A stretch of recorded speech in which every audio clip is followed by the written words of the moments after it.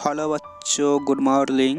तो आज हम बिहार बोर्ड का Hindi chapter number 10 book cover करेंगे। जो चैप्टर का नाम है मछली और लेखक का नाम है विनोद कुमार शुक्ल। तो चैप्टर स्टार्ट करने से पहले हम बता दें आपको, अगर आपके आसपास कोई फ्रेंड या दोस्त या रिलेटिव में कोई या अगल बगल घर के या जिसे आप जानते हैं जो 10th क्लास में है, अगर उसे इस वीडियो से फ़ायदा हो सके तो यह वीडियो उसे ज़रूर शेयर कीजिए।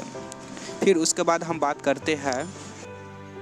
बात यह है कि आपको बुक खरीदने की कोई ज़रूरत है ही नहीं। बुक खरीदने की इसलिए कोई ज़रूरत नहीं है क्योंकि इस चैनल पर सारा NCERT का बुक कवर किया गया है। तो बुक खरीदने से कोई फ़ायदा नहीं, तो आपको बुक खरीदने की कोई ज़रूरत नहीं है और प्ले लिस्ट में आप जाके सारा बुक पढ़ सकते हैं।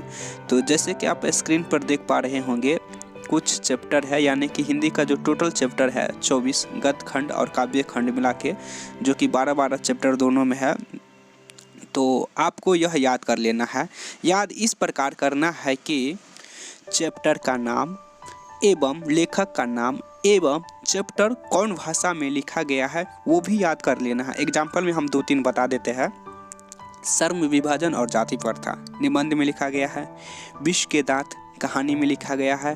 भारत से हम क्या सीखे भाषण में लिखा गया है। ठीक इसी तरह से याद कर लेना आपको चैप्टर का नाम, लेखक का नाम एवं कौन सा चैप्टर कौन सा भाषा में लिखी गई है, ये भी साथ में आपको याद कर लेना है।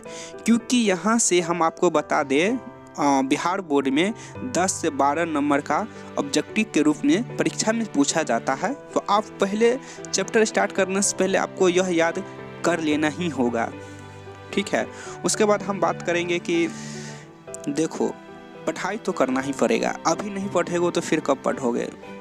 ऐसे करते करते टाइम निकल जाएगा तो फिर कब पढ़ाई करोगे बताओ? पढ़ाई तो करना ही है, तो शुरू से ही क्यों नहीं पढ़ाई किया जाए? तो अभी तक आप डायरेक्ट यही वीडियो देख रहे हैं, तो अगर आप पिछला वीडियो सारा बहुत मिस कर गया है तो जाइए प्ले लिस्ट में और वहाँ से बारी बारी से देखिए।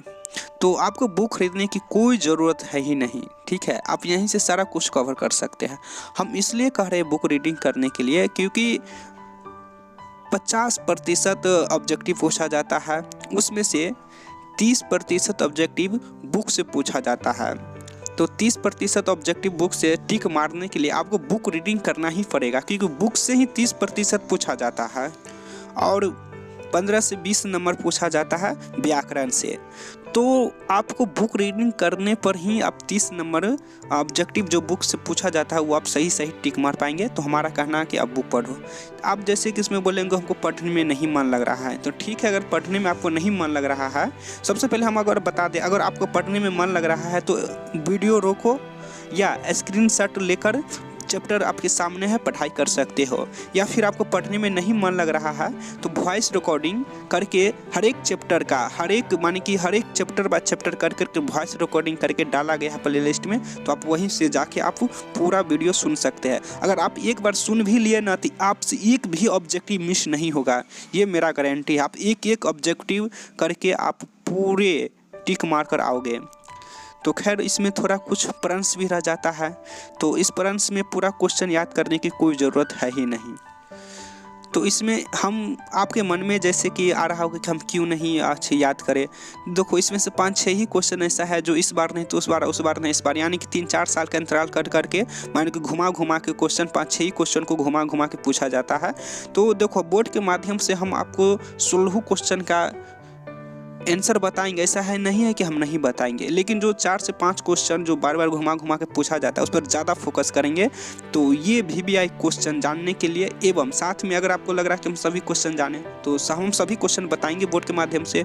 तो आप प्ले लिस्ट में जाइए और वहाँ पर सारा कुछ कवर किया गया है। वहाँ पर यह भी बताया गया है कि ऑब्जेक्टिव बताया गया है, VBI क्वेश्चन बताया गया है, हर एक चैप्टर का कौन सा क्वेश्चन पूछा जाता है वो भी कवर किया गया है। साथ में क्या लेख हो गया, निबंध हो गया, सारा कुछ कवर किया गया है। तो आप प्ले लिस्ट में जाइए और वहीं से आप देख सकते हैं। साथ में हम ये भी बता दें कि कुछ कुछ पूरा नहीं हुआ है तो हम हमारा जो जितना टीम बैठे हुए हैं स्लो करके सब कुछ हम कवर कर लेंगे।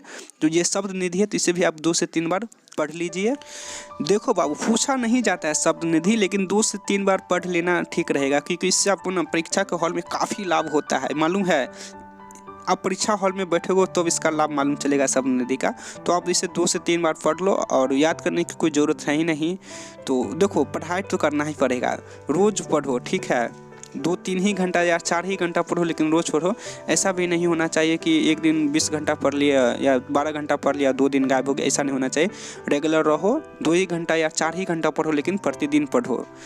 देखो, वीडियो बहुत लंबा हो जाएगा, तो हम पीछे जितना भी रिटर्न में जितना बात बोले आप उसे दोबारा सुनिए। अगर समझ गए तो ठीक है, तो आप प्लेलिस्ट में जाइए, वहाँ से सारा VVI क्वेश्चन देखिए। तो फिर मिलते हैं अगले वीडियो में। आपको बुक खरीदने की कोई ज़रूरत नहीं है। तो थैंक यू, जय हिंद, वंदे मातरम, भारत माता की जय।